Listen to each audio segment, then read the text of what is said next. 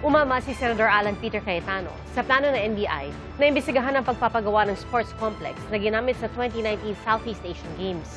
Si Cayetano po ang chairman ng organizing committee noon at giit niya walang anomalya sa pag-host ng Pilipinas ng palaro. Saksi si John Consulta.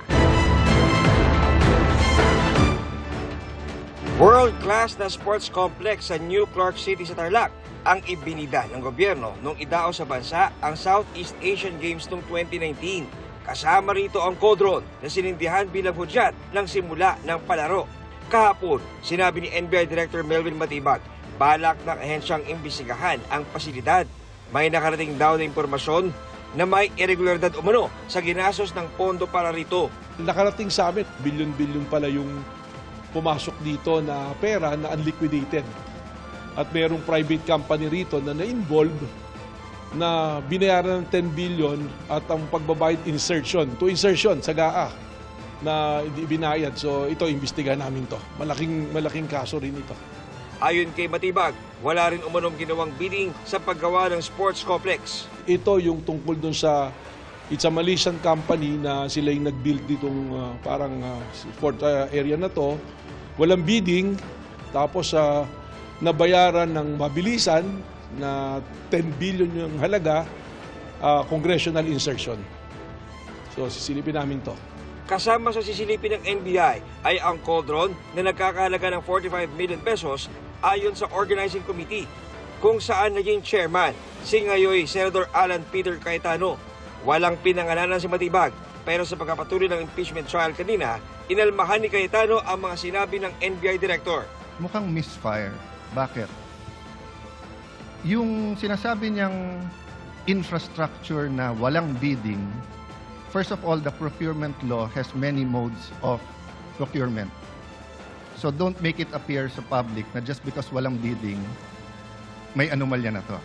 Ayon kay Cayetano, walang anomalya sa pag-host ng Pilipinas sa SEA Games noong 2019. Hindi rin daw pwede noon makialam sa insertion si Cayetano dahil hindi siya bahagi ng Senado o Kamara noon. Wala rin daw siyang kinalaman sa pagpapatayo ng sports complex na pinamahalaan niya ng Bases Conversion and Development Authority o BCDA. It was done by the BCDA. The chairman of the BCDA is one of the closest advisors of the president now. The president of the BCDA is one of the closest advisors and is a secretary now. Sinisikap namin kunin ang panig ng nooy President and CEO ng BCDA at ngayon DPWH Secretary Vince Dizon. Hirit pa ni Cayetano na apektuhan ng trial dahil sa ginagawa ni Matibag na nakatakda ring humarap bilang testigo ng prosecution. It is unfair to me and unfair to the court that kung kailan siya patatawag siya sa Monday, intimidate mo ako, hindi kita tatanungin sa Monday dahil mag-a-announce ka na iimbestigahan mo. Tapos sasabihin mo may insertion, tapos sasabihin mo hindi liquidated po lahat yun. A marites accusation towards me that affects this court because I am now a senator judge. Tinukoy rin ni Cayetano ang hinala ng minorya na tila isa-isa silang kinakasuhan para mawala sa impeachment trial. Binabawasan talaga kami. Iniisa-isa. Even yung mga vlogger na malapit sa administrasyon, sabi, 2 down, 3 down, may kasunod na. Ayon naman kay Matibag, unang-una, hindi naman ako nakikipagbakayan sa kanya. I'm always respectful to everybody, especially to the member of the Senate. It so happens siguro na siya involved dito, no? At tayo naman, ang record naman ng NBI, we'll always go over the evidence, will lead us kung ano yung batas, kung ano yung proseso. And I'm sure si Senator Alan, kung siya kasama rin dito, I'm sure that he will appreciate na may imbestigahan natin ito ng maayos. ako si John Consulta, ang inyong saksi.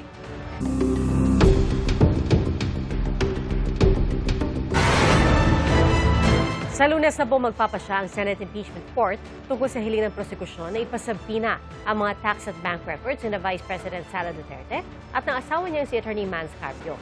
Ang kay Presiding Officer, Senator Chis Escudero, pag-aaralan pa ng mga Senator Judge ang mga inilatag na argumento ng prosekusyon at ng depensa. Saksi si Sandra Ginal. Ang pinagdebatihan kanina ng prosecution at depensa, dapat bang pasabina ang tax records ni Vice President Sara Duterte, mister na si Attorney Mans Carpio at kanilang mga negosyo para magamit bilang ebidensya sa impeachment court. Pinasasabi na rin ng prosecution ang mga record ng transaksyon nila mula sa ilang bangko at reports ng Anti-Money Laundering Council o AMLAC. Pangunahing punto ng prosecution, dapat mailabas ang buong katotohanan kaugnay sa Article 2 ng impeachment case saan nila'y hindi maipaliwanag na yaman ng bise, mga ari-ari ang hindi nakadeklara, at pakikibahagi umano sa negosyo habang siya ay pangalawang pangulo na ipinagbabawal nila ng saligang batas. Bubuksan ba natin ang pinto ng katotohanan o haharangin ito? Ang hiling ng prosecution ay mailabas ang buong katotohanan. For this honorable court to determine whether VP Sara Duterte is unfit to continue in office, it must have a clear picture of the respondent as a public servant. Kailangan makita ng publiko at ng mga senator judge ang tunay na kulay ng vice-presidente at larawan ng kanyang buong pagkatao bilang isang lingkod bayan. Batay raw sa report ng AMLAC, nagsimulang tumaas ng malaki ang financial activity ng vice-presidente mula 2007 nang manungkulan siya bilang vice mayor ng Davao City. Dagdag ni Jokno, mula 2007 hanggang 2013, umabot sa 3 bilyong piso ang financial activity ng vice-presidente. Taong 2022, nahalal na vice president si Duterte. If she amassed staggering amounts of unexplained wealth while she was a vice mayor and mayor, doesn't that say a lot about her unfitness to serve as a vice president? Isn't that relevant to the question this court must resolve at the end of this trial of whether or not the vice president betrayed the trust given to her by the people?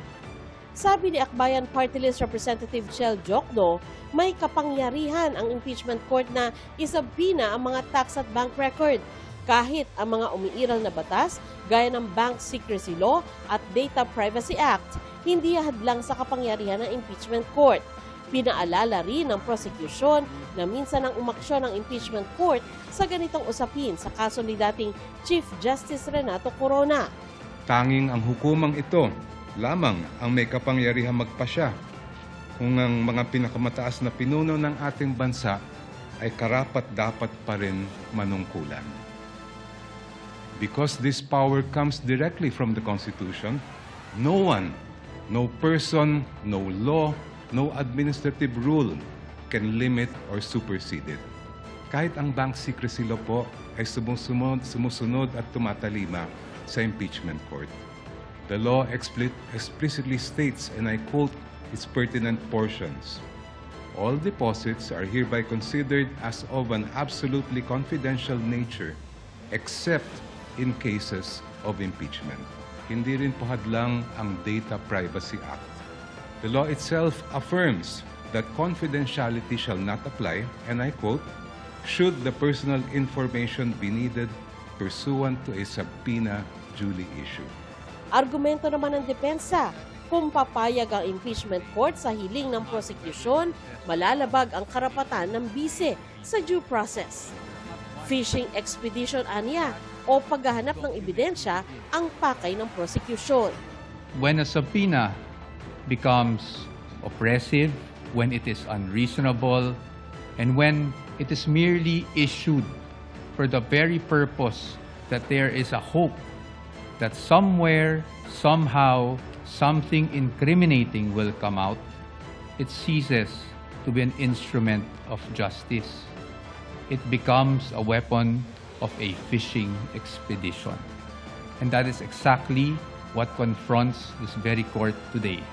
And that is why the defense has taken the position that the prosecution's requests must be denied. Labag aniya sa saligang batas at ilang desisyon ng Korte Suprema ang nais ng prosecution na buksan ang mga tax at bank records na dapat ay confidential. Dagdag niya, labag din ito sa Anti-Money Laundering Act, Tax Code, Law on Secrecy of Bank Deposits at iba pa. Let's look at the tax code. Section 270 of which criminalizes disclosure of taxpayers' information. Meron po bang exception sa batas na ito? Meron po, but it is limited. Kasama po bang impeachment? Hindi po. Yun nga pong mga bank account numbers na nakaspecify sa request for the issuance pa subpoena, ang aming posisyon po dyan, yan po ay nakalap doon sa illegal disclosure, with all due respect, na ginawa ng AMLAC before the Committee on Justice. Malalabag din aniya ang karapatan ng mister ng bise na isang pribadong individual. Hindi rin aniya nararapat na pati bank documents nung hindi pa Vice President si Duterte ay nais gamiting ebidensya ng mga taga-usig. The prosecution is requesting for documents spanning almost 2 decades, almost 20 years, dating as far back as 2007. Your Honors, it is a fact na noong 2007, ang respondent ay Vice Mayor pa lamang. Definitely not an impeachable office, Your Honors. How is that relevant? It is the position of the defense that it is not. In fact, what that is an unlimited search throughout a person's financial history. Matapos ilatag ang kanilang mga argumento, nagkaroon din ng pagkakataon ang magkabilang panig na sagutin ang punto ng isa't isa sa pag-asang makumbinsi ang mga senator judge. Confidentiality, Your Honor, should not be the prevailing principle in this proceeding. Hindi po confidential ang katotohanan. We do not disagree with the prosecution in terms of accountability. Again, no one is above the law, but no one should also be deprived of the protection given by law. Isang oras na nag-caucus ang mga senator judge. Pagbalik, In caucus, the senator judges agreed to study the matter more. The senator judges agreed in caucus to decide on the matter on Monday. muli namang binanggit ng prosecution na hindi na nila ihaharap bilang testigo ang Chief of Staff ng Vice na si Attorney Zulaika Lopez at security official ng Kamara na si Captain Belinda Bello. Binawi na rin nila ang dapat sanay ipepresent na 5 pang testigo. Si NBI Director, Attorney Melvin Matibag, ang magiging huling witness para sa Article 4 sa susunod na linggo. Inaasang susunod na ipepresenta ng prosecution ang ebidensya sa umunoy diwastong paggamit ng lampas 600 million pesos na confidential funds ng Office of the Vice President at Department of Education sa ilalim ng panunungkulan ni Duterte. Humingi at nakakuha na ng sabina ang prosecution para sa mga opisyal ng ilang bangkong nag-release ng confidential funds. Ako si Sandra Aguinaldo, ang inyong saksi. 2 lindol ang yumanig sa Sarangani at iba pang bahagi ng Mindanao kagabi. Mag-alas 12 na hating gabi, tumama ang magnitude 6.3 na lindol sa Sarangani, South Cotabato, General Santos City, Sultan Kudarat, Basilan, Davao City, Davao del Sur at Cotabato. Bago po yan, tumama ang magnitude 4.7 na lindol sa ilang bahagi ng Sarangani, General Santos, Cotabato at South Cotabato, pasado alas 9 ng gabi. Ayon po sa FIVOC, sa mga ito ay aftershock ng magnitude 7.8 na lindol sa Sarangani noon pang Hunyo. Ayon sa Office of Civil Defense Region 12, walang nasugatan sa mga pagyanig. Hindi po pinalagpas ng maraming Pinoy na masilayan ang kanilang iniidolong tennis sensation na si Alex Ayala sa kanyang fan meet ngayong araw. Saksi si Rafi Tima.